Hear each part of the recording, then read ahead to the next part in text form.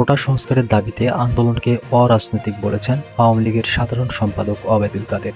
তিনি বলেছেন, সরকার একটি অরাজনৈতিক আন্দোলনকে কেন রাজনৈতিকভাবে মোকাবেলা করবেন?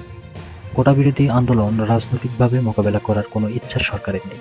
আজ রোববার আওয়ামী লীগের দপ্তর সম্পাদক বিপ্লব বড়ুয়ার সই করা এক বিবৃতিতে এসব কথা বলেন ওবায়দুল কাদের। এতে বিএনপি সহ একটি চিহ্নিত মহলের ষড়যন্ত্র ও অপকৌশলের বিরুদ্ধে সাধারণ শিক্ষার্থী ও দেশবাসীকে সতর্ক থাকতে আহ্বান জানান আওয়ামী লীগের সাধারণ সম্পাদক।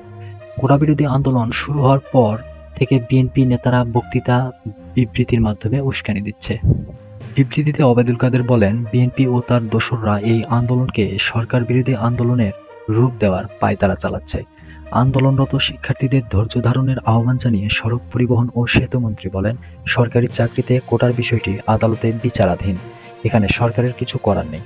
তাই কারও উস্কানিতে পড়ে সরকারবিরোধী বক্তব্য না দিয়ে জনদুর্ভোগ সৃষ্টি হয় এমন কর্মসূচি পরিহার করে শিক্ষা প্রতিষ্ঠানে ফিরে যাওয়ার জন্য তাদের প্রতি আহ্বান জানাচ্ছি। চূড়ান্ত শুনানিতে আদালত সব পক্ষের বক্তব্য এবং যুক্তিতর্ক আমলে নিয়ে চূড়ান্ত রায় দেবেন। আমরা আশা করি অচিরেই এ বিষয়ে সমাধান হবে। দেশের মানুষের যৌক্তিক দাবির প্রতি আওয়ামী লীগ সবসময় আন্তরিক, বলেন ওবায়দুল কাদের। কোনো যৌক্তিক দাবি কখনোই আওয়ামী লীগের কাছে উপেক্ষিত হয়নি, বলেন তিনি।